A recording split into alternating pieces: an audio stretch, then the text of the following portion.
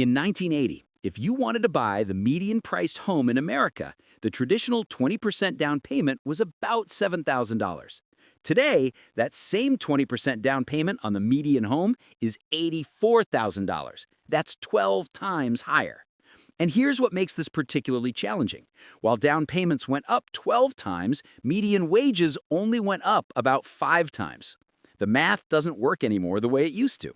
Today, I'm going to walk you through exactly how down payment requirements evolved, why saving for one takes dramatically longer now than it did for previous generations, and what this means for people trying to buy their first home. The numbers tell a fascinating story about how the path to home ownership has fundamentally changed. Let's start by looking at what it actually took to buy a home in 1980. The median home price that year was about $36,000. The traditional down payment was 20%, which came to about $7,200.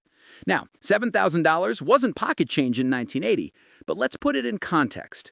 The median household income that year was about $17,600, so the down payment represented roughly 41% of annual household income. If you save 10% of your gross income, you could accumulate the down payment in about 4 years. For many young couples in their 20s, this was achievable. Both partners working, living modestly, maybe staying with parents for a year or two, they could realistically save $7,000. It wasn't easy, but it was a concrete goal that felt within reach. Fast forward to today. The median home price in 2025 is about $420,000. 20% down is $84,000. The median household income is about $80,000. So the down payment now represents 105% of annual household income. That's more than an entire year's gross income. If you save 10% of your gross income today, it would take you 10.5 years to save the down payment. And that assumes your savings aren't disrupted by emergencies, job changes, medical bills, or any of the other financial surprises that happen over a decade. Let's adjust the 1980 numbers for inflation to make a direct comparison. That $7,200 down payment from 1980 would be about $26,700 in today's money. But the actual down payment required today is $84,000. That's more than 3 times what it should be if it had only increased with inflation. So clearly something beyond normal inflation is happening here. The question is, what changed?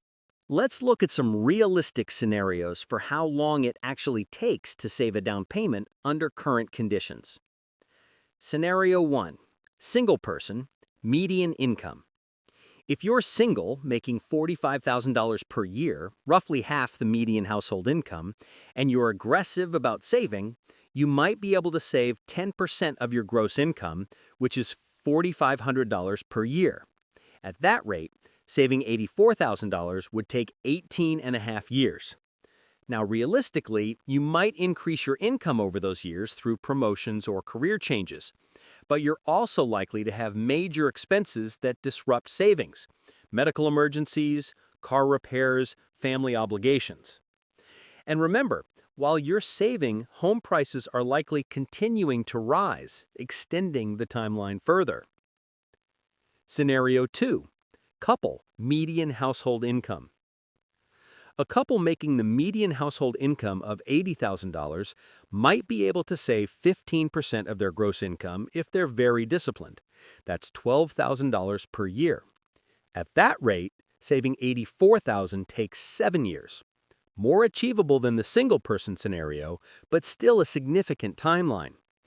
During those 7 years, both people need stable employment, no major financial emergencies, and preferably no major life changes like having children, which substantially increases expenses. Scenario 3. Higher income couple. A couple making $120,000 combined might be able to save $25,000 per year. At that rate, they could save the down payment in about 3.5 years. This is similar to the timeline that was common in 1980 for median income earners. But this requires earning 50% more than the median household income. What was achievable for median earners in 1980 now requires being well above median income. The comparison to 1980. In 1980, a median income household saving 10% could accumulate the down payment in about 4 years. Today, that same savings rate takes over 10 years. Even if you're more aggressive and say 15%, it still takes 7 years, nearly twice as long as the 1980 timeline. This extended savings period has several implications.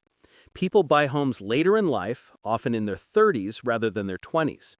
This delays other life decisions like having children or feeling financially established. It also means more years paying rent, which is money that doesn't build equity. Given these challenges, people have adapted in various ways, each with its own trade-offs. Lower down payment options. Not everyone puts 20% down.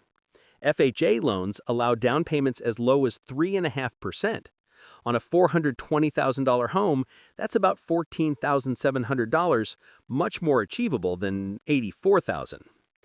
However, lower down payments come with trade-offs. First, you'll need to pay mortgage insurance, which adds to your monthly payment. Second, your monthly mortgage payment will be higher because you're borrowing more. Third, you'll have less equity in the home, which means less of a buffer if home prices decline. But for many people, this is the only realistic path to home ownership. The alternative is continuing to rent and possibly never building home equity. Moving to lower-cost markets. Some people opt to buy in less expensive housing markets where the down payment requirements are more manageable. A home that costs $250,000 instead of $420,000 requires a much smaller down payment. The trade-off here is often career opportunities, distance from family, or access to certain amenities or services. But if home ownership is the priority, this can be an effective strategy. Assistance from family. Increasingly, first-time homebuyers receive financial help from parents or other family members for the down payment. Studies suggest that about a quarter of first-time buyers receive some family assistance. This helps those who have access to it, but it also creates a growing divide between people whose families can help and those who can't. It essentially makes homeownership increasingly dependent on intergenerational wealth transfer rather than individual earnings. Delaying home ownership. Many people simply buy later in life than previous generations did. The median age of first-time homebuyers has increased from about late 20s in the 1980s to mid-30s today. This delay has cascading effects on other life decisions and financial planning, including retirement savings and family planning. It's worth noting that this challenge varies significantly depending on where you live.